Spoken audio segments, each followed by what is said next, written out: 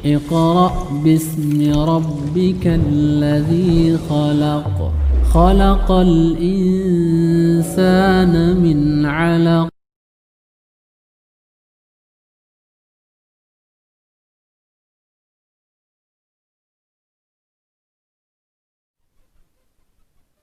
Assalamualaikum warahmatullahi wabarakatuh.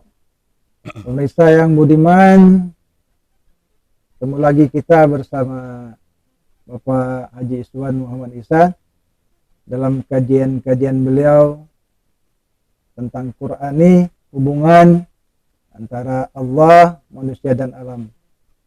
Dari kajian-kajian yang lalu, beliau menjelaskan perbedaan antara manusia dan makhluk. Karena manusia ditiupui ruh dan mendapat fungsi kesadaran.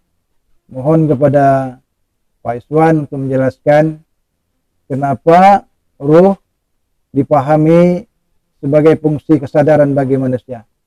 Kepada Pak Iswan kami persilakan. Assalamualaikum warahmatullahi wabarakatuh. Alhamdulillah, mudah-mudahan kita sehat semua. Amin. Memang pada tema yang lalu saya sudah membahas dan menyatakan bahwa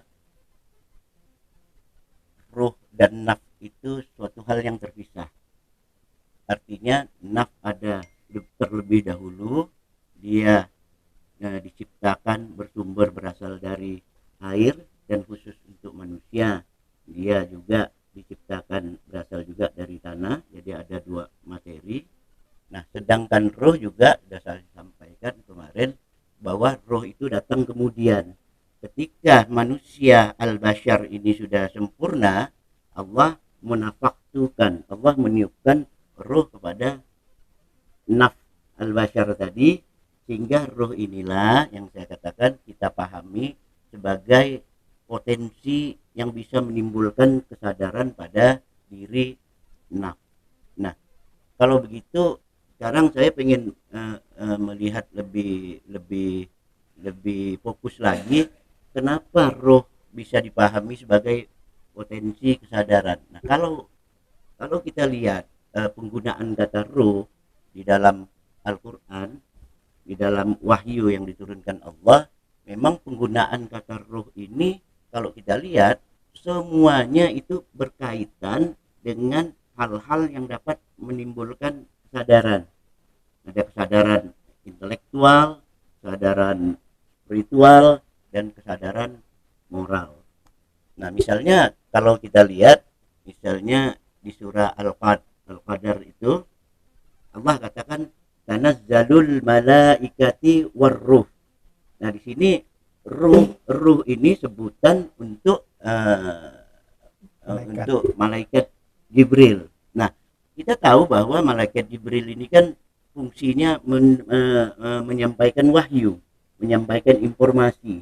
Nah, karena wahyu dan informasi ini, tentu dengan wahyu dan informasi ini intelektual kita, kesadaran kita bisa bertambah gitu, bisa bertambah. Tadinya kita tidak tahu, setelah mendapat informasi malah tahu.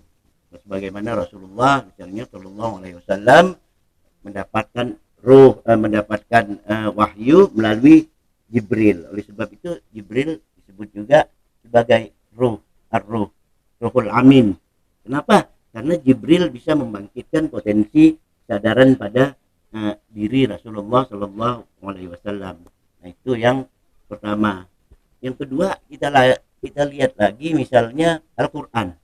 Nah, Al-Quran ini disebut Allah juga sebagai ruhan. Allah sebut sebagai ruhan.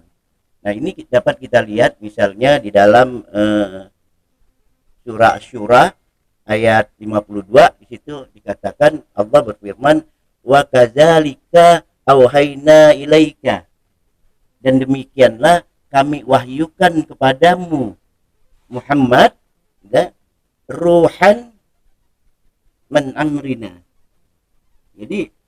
Jadi Allah mewahyukan ruh atas perintahnya, atas perintah kami.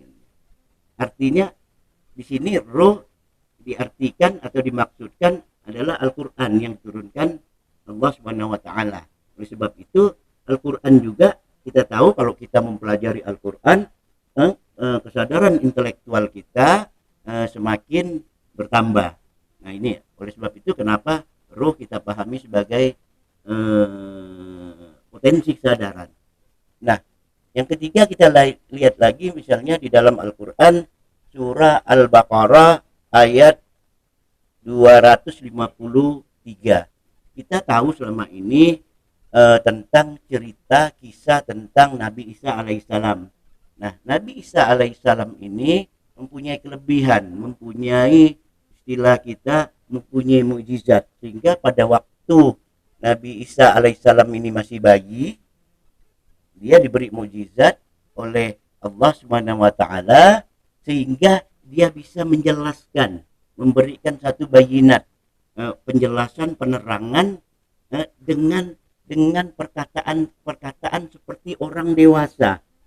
Nah, kenapa Nabi Isa alaihissalam ini bisa?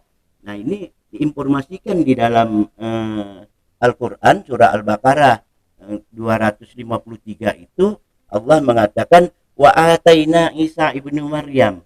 Jadi Allah memberikan kepada Isa ibnu Maryam al-bayyinat. Artinya kemampuan dia untuk memberikan penjelasan, penerangan pada manusia sehingga pada saat bayi dia bisa berbicara seperti orang dewasa. Kenapa? Lanjutan ayat itu Allah katakan wa ayyadnahu, kami perkuat Nabi Isa alaihissalam ini bi ruhil kudus, kami perkuat dengan ruh suci. Nah, inilah alasan-alasan pemahaman kenapa ruh kita sebut sebagai potensi kesadaran yang diberikan kepada manusia.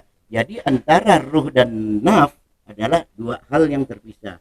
Nah, selama ini mungkin ada kerancuan, kita selalu memahami bahwa ketika orang meninggal, yang keluar dari diri seseorang itu adalah ruh. Sehingga kita berdoa pun kita mengirimkan kepada ruh atau arwah jamaknya. Gitu. Tapi menurut Al-Quran, bahwa ketika seseorang meninggal itu yang keluar bukan ruh, tapi naf. Sebagaimana Az-Zumar 42 Allah katakan Allahu yatawaffal anfus, Allah mengeluarkan naf, Allah mencabut, mengeluarkan, memegang naf pada saat ketika apa? Hina mautiha, ketika seseorang mengalami kematian, mengalami maut. Jadi ada dua istilah di sini. Ketika fisik kita mengalami kematian, mengalami maut, maka naf kita keluar. Oleh sebab itulah Allah mengatakan bahwa di surga juga nanti yang dipanggil masuk ke dalam surga adalah naf mutmainnah. Allah tidak pernah mengatakan yang masuk ke dalam surga adalah roh-roh. Tidak ada informasi Al-Quran satupun bahwa yang keluar dari diri manusia itu adalah roh. Nah, ini yang dapat saya jelaskan tentang tema kali ini. Terima kasih. Assalamualaikum warahmatullahi wabarakatuh. Terima kasih para pemirsa. Semoga apa yang disampaikan oleh Bapak Iswan menjadi pencerahan bagi kita semua. Kami mengajak kalian dan para pemirsa untuk bergabung. Mungkin ada saran atau pendapat untuk kita sama-sama membahas masalah ini. Mudah-mudahan ini menjadi amal baik kita. Wabillahi taufiq wal hidayah. Wassalamualaikum warahmatullahi wabarakatuh.